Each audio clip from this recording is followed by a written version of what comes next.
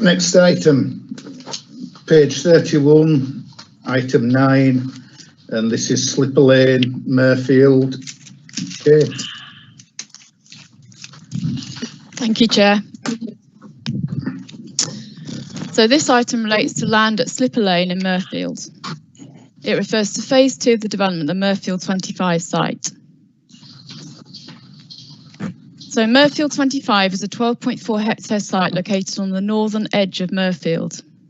It has an extensive frontage onto Leeds Road, the A62, to the north. To the east are the rear of houses on Sunnybank Road, with Slipper Lane lying to the west. The site is bisected by Taylor Hall Lane. The site is a mixed-use allocation in the Kirklees local plan for residential and employment uses. It has the benefit of an extant planning permission for residential development on the northeastern part of the site between Taylor Hall Lane and Sunnybank Road, here, and employment on the southeastern part of the site between Taylor Hall Lane and Slipper Lane. This application seeks approval of reserved matters for phase 2 of the employment site. It specifically seeks approval for the layout, scale, appearance and landscaping of 5 industrial units. The principle of these units has been established by the previous planning approvals as well as the mixed-use allocation. The application also seeks approval for the discharge of 19 conditions that relate to phase 2. These are detailed at paragraph 3.5 of the committee report. Phase 1 of the approved employment site is already complete, as you can see in this photograph. It is occupied by Wesco, who are an aeronautical company. The photograph also shows the completed site access, which will also serve this phase 2 development. This is a view of the rest of the Leeds Road frontage extending down to Slipper Lane. This slide shows the proposed layout of phase 2. The completed access and phase 1 building are on the right-hand side and are shown in grey. This application relates to phase 2 on the left, which are the units in colour. 5 units are proposed within use classes B1, B2 and B8. These are either light industrial, general industrial or storage and distribution units. They range in size from 1,750 square metres to 5,482 square metres. Access points, parking and loading areas for all units are taken from the Central Estate Road. The proposed layout is a logical progression from the phase 1 development and the existing access. The units are set back a little from the road and face inwards so that activity and car parking is focused internally within the site. These access arrangements, as well as delivery, loading and unloading provisions, are all considered to be acceptable. The areas allocated for parking are also considered acceptable, although the specific parking arrangements for each unit will be conditioned prior to the occupation of that unit, as the requirements for parking and HGV loading will vary between industrial and storage and distribution uses. This is the additional condition set out on the Planning Committee update sheet, along with a response from Highways Development Management. Highways DM comment that the applicants have indicated that the majority of units will be Class B8, storage and distribution. However, it is possible that an B2 occupancy, which is general industry, may occur, in which case it would be appropriate to require an updated parking and servicing layout for that unit. A Class B2 use will require less HGV parking than a Class B8 use. This will free up additional space to reconfigure the layout, potentially increasing the number of parking spaces. The wording of the condition is set out on the update sheet. Each of the units also have cycle parking, bespoke electric vehicle charging points and internal changing facilities for staff.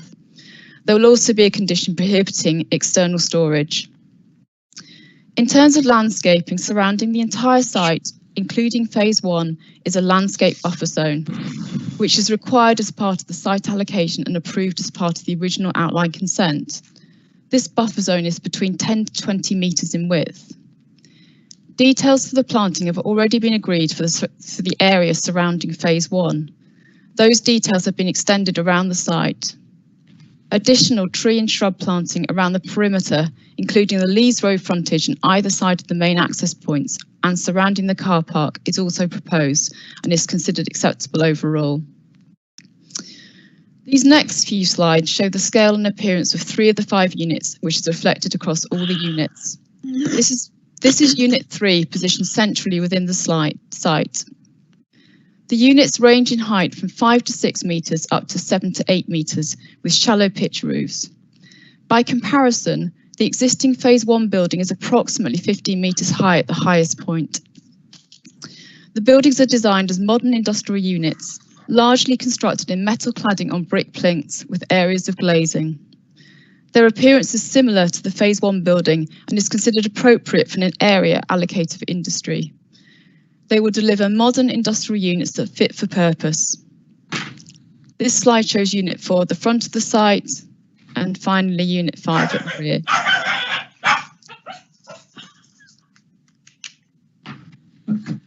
This final slide is the proposed street scene along Leeds Road, showing the relationship to the existing Phase 1 building and to the existing houses on Slipper Lane.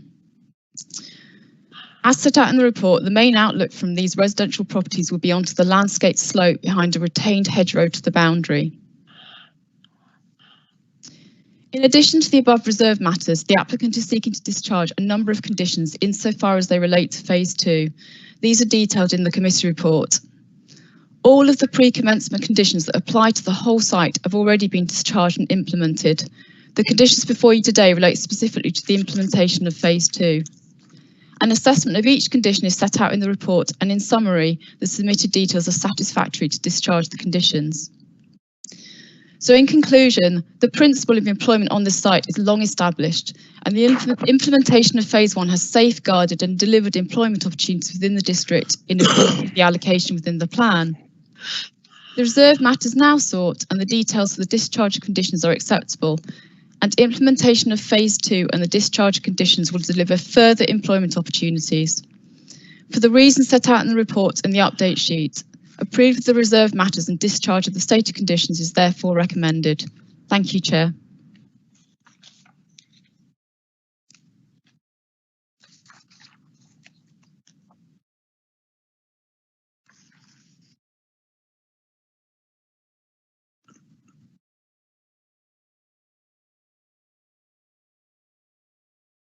I've got two people who've actually registered to speak. I believe Councillor Bolt will wish to speak as ward member. Is that correct, Councillor Bolt? Yes, please. Okay, so Chair, for Councillor Bolt first. Yeah. Right, Martin, you have 5 minutes. I'll Thank give you a Chair. reminder at 4 minutes, 30 seconds. Much appreciated, although I probably won't need that this time, Steve. Right. The visual impact slide that we had, I don't know if the officer can put that back up while we're speaking. That doesn't give a proper representation. The nearest dwelling is immediately on the other side of Leeds Road and is set higher than Leeds Road and those. So we'll be looking down on those. And I think that doesn't truly represent the picture from that new house, which is actually in Liversidge and Gomersall Ward. This report is better than some previous versions that we had, but I think there's still some light on detail and some missing facts. Unlike other items that you consider, in seeking to discharge conditions, you don't have a time limit on the recommendation. Without that time limit, developers can just drag things on. One of those examples is the site is operational, as we've just been told, but highways matters, Section 38 agreements and others, have not yet been finalised from previous agreements. So what happens if those aren't agreed on? Are you going to evict Westco? We were told previously, when issues were raised, that the developers had technical breaches of planning conditions, which to residents has been a bit like being a little bit pregnant. You either are or you aren't. No mention of any breaches of planning conditions, any complaints or investigations is made in this report. If I can suggest for future, where you have a report like this, paragraph 3.5 listing the conditions, underneath those, it would then list the issues seeking to discharge or relevant. So you've got everything encapsulated in one area. You could ask that this is brought back for a proper report written so you can clearly see that.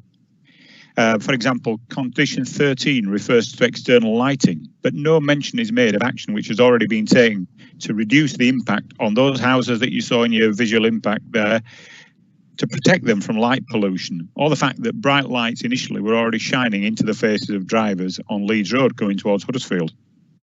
Condition 6 mentions frequent safety issues from the existing boundary treatments, or there's no mention, sorry, of frequent safety issues from the boundary treatments, banners falling down, fences falling on the highway. And again, if you look at one of the photos that were shown, that shows the raggedy nature of some of the banners that in the wind that we're currently having will end up across in Liversedge soon.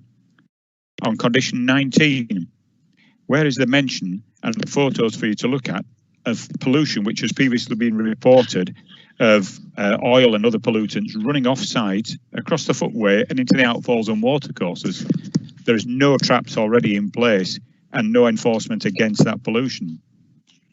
If condition 24 has to be satisfied, why is the first tenant moving in now when they should have been satisfied? They would have been fully operational, but for the COVID-19 situation and the fact that they had a burglary where reputedly nearly £500,000 of equipment was stolen. Clause 28, huge buildings are being erected and the houses are going on the Taylor Wimpey site, but it's saying you haven't agreed a construction plan. That just does seem a bit backwards round, doesn't it? Clause 29 is routinely flouted with no action by Kirklees or the police. Vehicles parked on the footway, on the shared cycleway, and dirt and stuff left all over the highway. Again, that's a breach of planning. It's a breach of highways. Previous planning conditions have talked about the need for wheel washing facilities. When I've approached the developers, they haven't got those on site. So the flouting conditions. Paragraph 4 is supposed to include enforcement history, but I know that this is not true because of the number of issues that I've passed on behalf of residents. I've met staff on site myself. Mirfield Town Council has written frequently to Kirklees, and the Robert Town residents have lobbied their councils on the other side of the road about issues such as flouting working hours, dust pollution, highways and light pollution. So again, this report is not truly factual, and I think you need to see all those to consider if you can trust people to discharge conditions or if you want to delegate conditions or see them brought back. Again, the report refers to the Highways Design Guide, which is now 30 seconds. Where is the report about the dangerous situation and the fact that developers have changed the design without reference to committee? Who's in charge of this process? Thanks, Chair. Thanks, Martin. Next section. Thank you, Chair. Yes, we have another speaker now. That is Matthew Shepherd, who is the agent who will be speaking on behalf of the applicant. So, members, if you just hold on a moment whilst we try and get him on the line.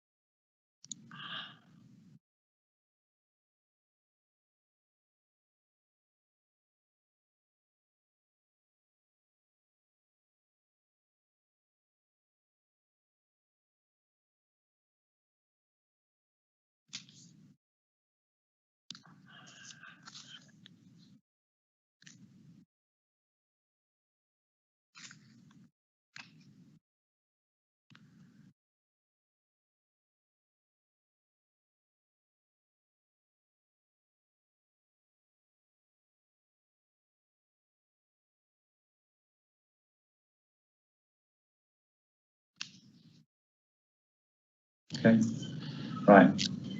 So we have Matthew Shepherd. So Matthew, if you just introduce yourself so all committee members can confirm they can hear you. Hello, this is Matthew Shepherd. I'm a director at Turley and I'm the agent for the applicant. Okay. Members can all hear that? Yeah. Yeah. Right, Matthew, you've got 3 minutes and your 3 minutes starts now. Chair, councillors, thank you for the opportunity to speak to you today. I hope you and your families are well, and thank you for coming together in this unusual way. This application is a critical piece of the economic strategy of the local plan. It's one of the original UDP employment allocations. It's been allocated for employment uses for over 20 years. The outline permission was granted in 2014 and modified in 2018. The development of this site for this purpose has been on the cards for over 2 decades. The first employment unit on this site is now occupied, and there are more local businesses desperate to take more modern space in North Kirklees. Given the emerging economic picture, achieving business growth has to be one of the key priorities of the planning system at this time. We need to be ready to meet demand when the current restrictions on our movement ease further. There are businesses that are ready to move now, but can't. This application will provide for both of these opportunities. It will generate £12.5 million of GVA a year during operation and create £500,000 of business rates growth. This critical part of the Council's economic strategy is now even more important in the current economic climate. This is a reserved matters application, and it's a simple case of detailing the remaining units on the site. The planning permission has been in place for this scale and nature of development for many years. This application is fully in accordance with the outline permission. Floor space of this scale has been in short supply for many years, and 2 of the units have been designed with specific occupiers in mind. There are local occupiers who are keen to stay in Kirklees. However, the applicant has already lost one other local occupier to another site, not because of changing market conditions or reduced demand resulting from the coronavirus, but because of their increasingly urgent need to find somewhere that can deliver space quickly. But unfortunately, planning delays have undermined their confidence in the site being able to deliver.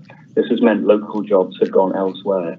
I would very strongly urge you to consider how important these jobs will be to the population of Kirklees as we emerge from the lockdown. This site is ready to deliver and could generate around 350 new jobs. Even building the units will maintain around 85 jobs. We just need the final piece of the planning jigsaw to fall into place to make those jobs a reality. There are no technical issues that haven't been dealt with, and officers have thoroughly considered all of the relevant planning matters and found this development to be acceptable and in accordance with the outline permission. I would therefore like to endorse your officer's recommendation and ask you to approve this application today. Thanks for your time. Right, thank you, Matthew. Right, members. Thank you, Matthew. First up, Councillor Pinnock. Thank you, Chair. I listened to Councillor Bolt and his catalogue of problems that have occurred on the site, and it does seem to me that if what is alleged is true, then it's all very well asking for a site to be made available very quickly, but people have to stick to the rules. And I would like, well, I think I would probably move deferral because I think that we need to make sure that these alleged breaches of planning conditions are sorted out, because I don't see the point in giving permission and applying conditions if they're going to be flouted. So as I say, I will formally move deferral. Thank you. Thanks, Andrew. Councillor Firth. Yeah, just to say that there's a number of conditions that Councillor Bolt did mention that hasn't been addressed properly, and I'm rather worried about this because if we pass it today, they'll probably never even get addressed. So I have to think down the same lines as Councillor Pinnock in putting a deferral on this till these conditions are actually kept up with and are addressed. There's no point in passing something when we know there's a number of conditions haven't been addressed. There was the external lighting plan apparently where there's complaints from the general public about having light shining at night in their houses and bedrooms, and even operating with the traffic having problems. So that's just one of quite a number of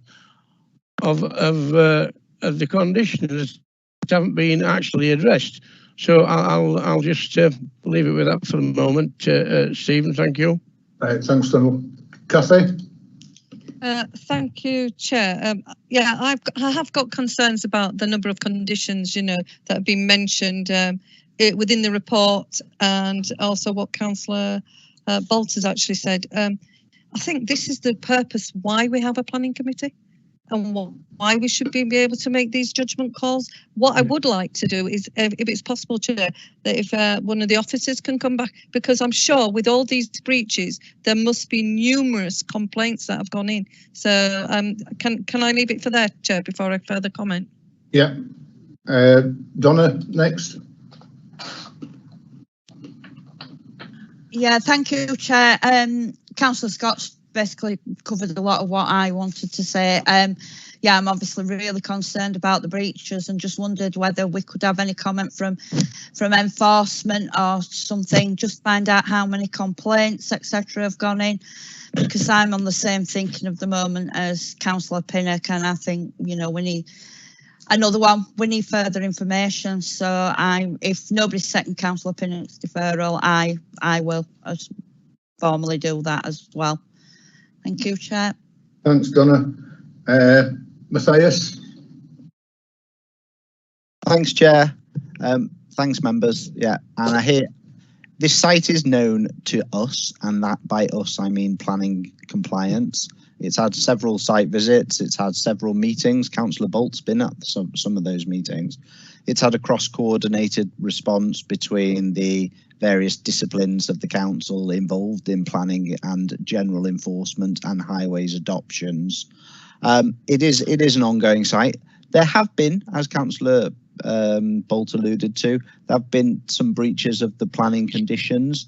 Have we known about them all and been able to make an assessment against them? Yes, we have.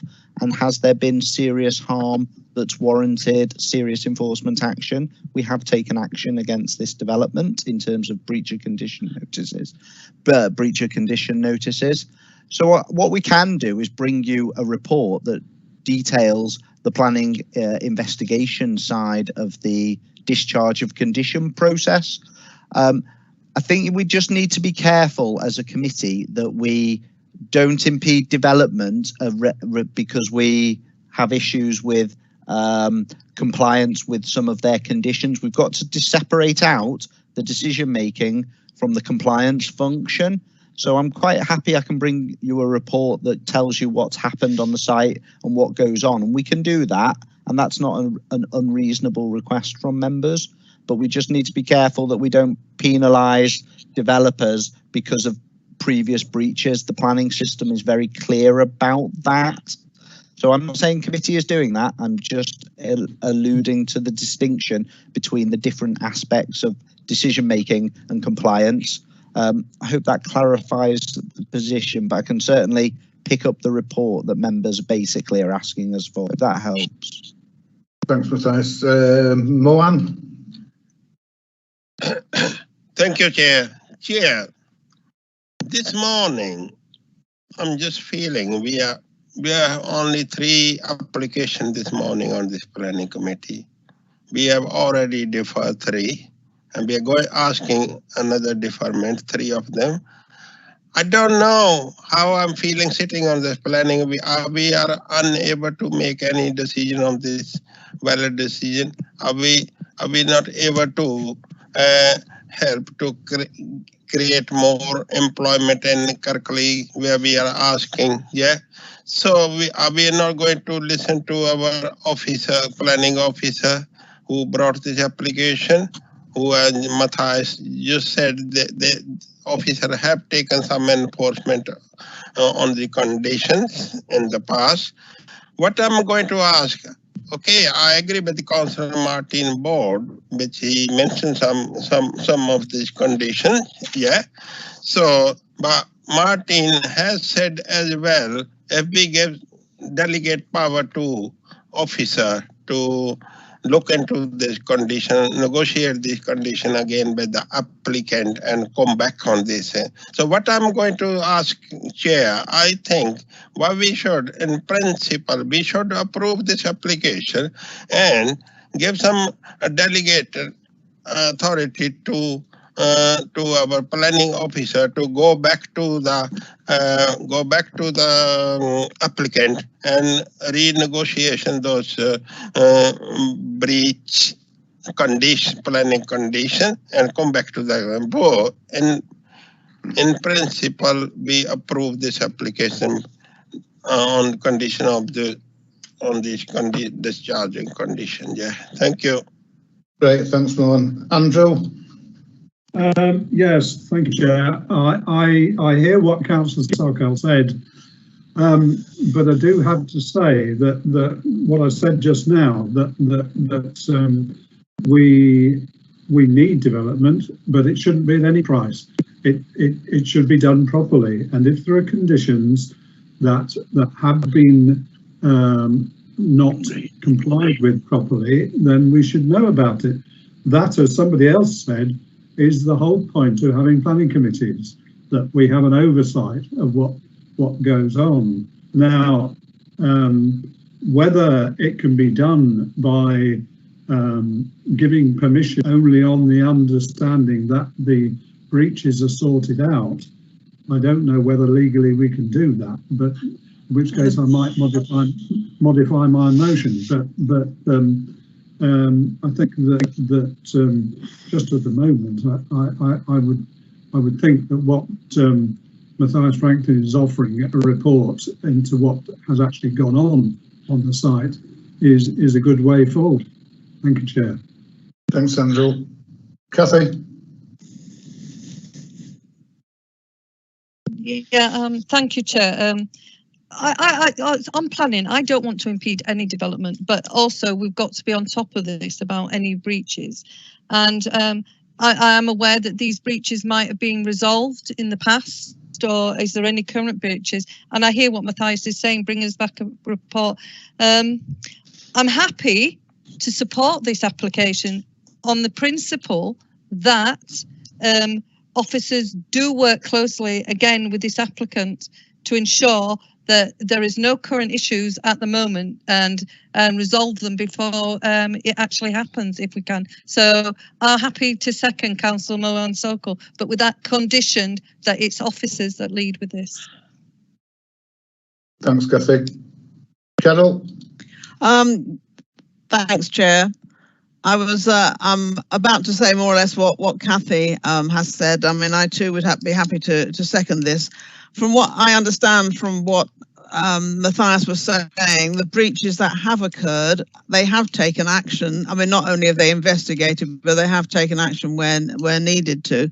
The conditions are the same conditions that are already in the previous application. So if we are aware of all the breaches that have taken place, then not only are we, but the applicant is as well, and they can be. I would hope that they would be doubly careful not to breach them in future. The actual application is, well, other than exactly the same conditions, which so I can't see how we can alter those particularly, but it is for the actual layout of the site and the appearance of the building. So I've got absolutely no problem with those. So it is only these breaches that have taken place in the past. I do take Matthias's point that we can't make an assumption that because they breached the conditions in the past that they will do so in the future.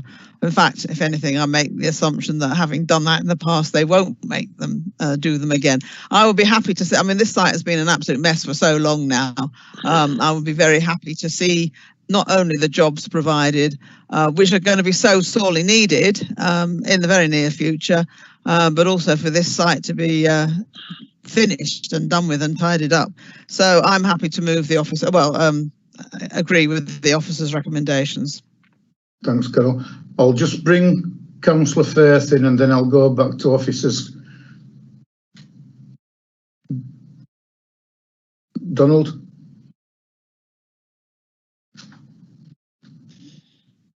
Oh, yeah, if we've got a smoking gun, we need to make sure we haven't got one, and that obviously is something underlying there with the conditions. Councillor Ball would not mention these conditions if there weren't some truth in it. There's no point, because we're going against things like businesses, and we don't want to do that. But we also don't want to pass things where conditions have been breached, because I've been on the planning committee long enough to know that some people, when you pass a plan, they'll agree to all the conditions, and once the plan's been passed, they try to get rid of them, or they don't do them. We don't need that. We just need it to be done properly. That's what I'm asking. If there are any conditions that have been breached, that still are in breach, then they need sorting out. and that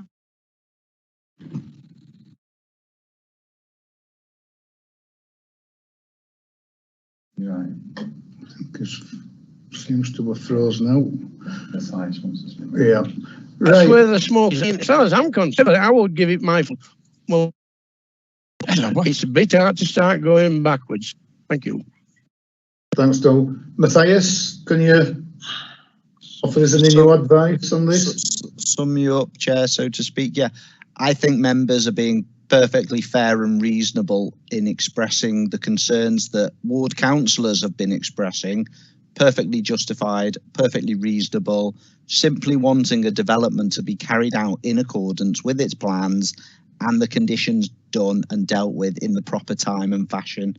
We are in a difficult situation in terms of getting things done quickly, but we will get on top of our planning conditions as a general approach. They're important to us. They're important to the confidence in the council and the planning system. In this case, I think what members are saying to us are, right, we're comfortable with the reserved matters in terms of the size and scale and appearance and layout, but on the basis that these planning conditions that need to be followed through, we give some serious monitoring to, and we include ward members closely in that. I'm quite happy to put Lee Stoney on this project so that we get that certainty.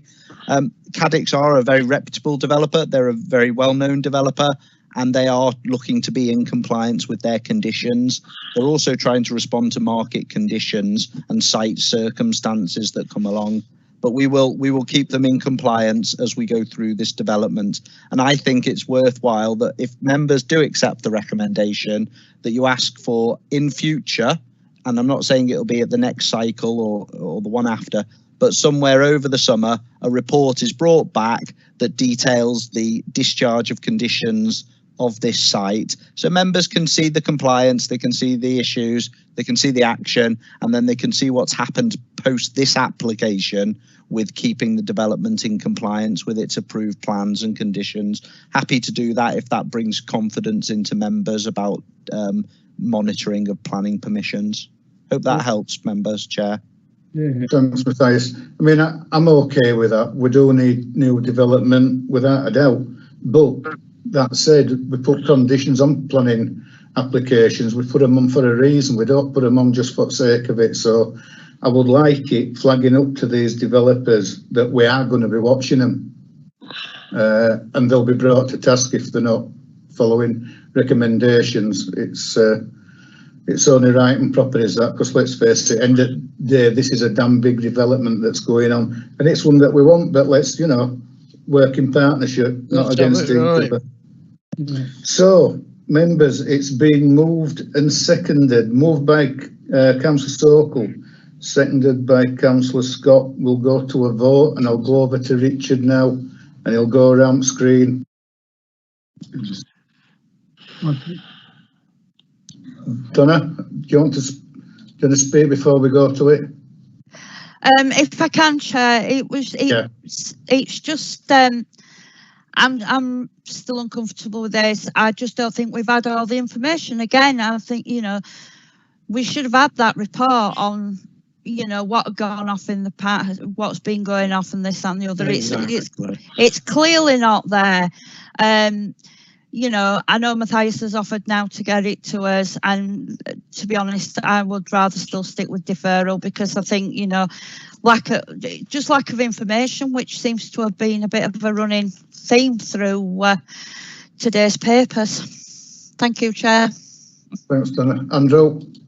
Yeah, sorry, Chair. I do believe I moved deferral first. Yes. Before the other motion. Cheers. Right. Do you want to just refer it to Deborah? Deborah. Hello, yes, Deborah. Hello, thank you. Yes, Deborah Wilkes. Legal Services. We've got, in terms of the officer recommendation, we've got a proposer and a seconder, and we also need to note the update report where there is an additional condition. In terms of taking the vote, if we do take deferral first, we need to know precisely what we're deferring on. It's been suggested that a report is produced about the enforcement history and its monitoring. Are members suggesting that we defer until that report has been produced, because we need a clear indication of why we're deferring? Right, Thanks, Deborah. Can I? Well, the point I made when I spoke earlier was that if there are alleged breaches of planning conditions and so on, then they need to be investigated, and that was the reason I wanted deferral. We can't use this as in a punitive way. I mean, if members want to know factually what the situation is, that's fine, but it shouldn't impact upon your determination now, as Matthias has suggested.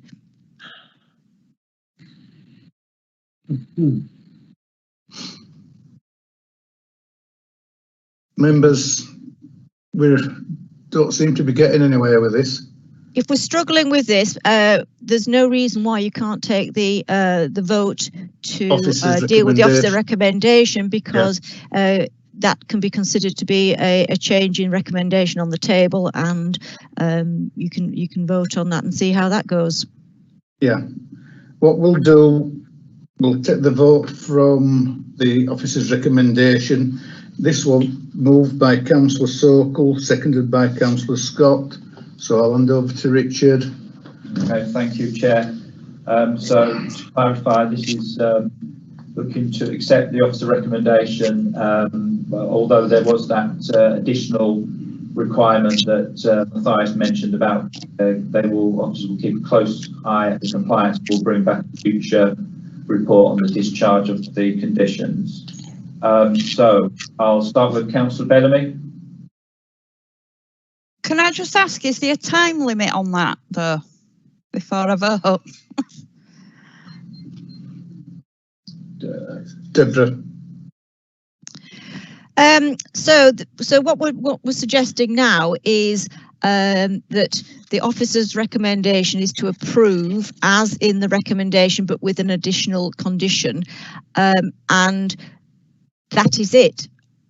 Matthias is suggesting that there will be at some point over the summer, perhaps, a report for information to give members confidence that we are monitoring this particular development from an enforcement perspective very closely. So there isn't a time limit on it, as far as I'm aware, but it's just an indication of the officer's intention to give members confidence. Matthias, do you want anything to add? Anything? No, the time frame I would say is we do it over the summer. Think about the logistics of getting them commercially active on the site to enable the phase 2. Once you're seeing the development underway, you'd be able to see the discharge of conditions in place. So it makes sense for an element of development to happen. So it wouldn't be next committee, it would be sometime over the summer, because CADICs are active on this site. So it's a short turnaround to see compliance in place and the back history. Hope that helps. Yeah, thanks, Matthias. Okay, so we're going to vote. Right, I'll hand over to Richard and we'll take a vote on it. Okay, so to confirm, this is for approval of the officer recommendation, including the additional condition in the update. So, Councillor Bellamy? Against. Councillor Firth? Well, again, I'm not very happy with this job, because at the end of the day, at the end of the day, not everything has been cut and dried, and we're asked to accept this, and it will be sorted out. Will it? So I'm against. Thank you. Councillor Patterson? For.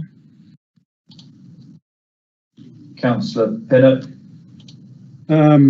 Well, I can't really be against this, but I'm still not happy that we've got the conditions not sorted out. But I will abstain rather reluctantly, because I think that we appear not to be doing anything about the problem. Councillor Scott. For. Councillor Sokol. For. And Councillor Hall. For. Okay, so that is 1, 2, 3, 4 members have voted for approval, 2 members have voted against, and we've had 1 abstention. So the officer recommendation is approved. Thank you, Chair. All right, thank you. Just flag it up again that these conditions are watched very, very closely, and they are brought to committee's attention when they can, and you know, some kind of report from Matthias and enforcement, what's being done, what actions being taken would be useful. I believe that that's it for today. I think you've got to stop online for a couple of minutes, 30 seconds, so it all winds down. So I shall be going home now to lay in a darkened room, and I'll see you all later.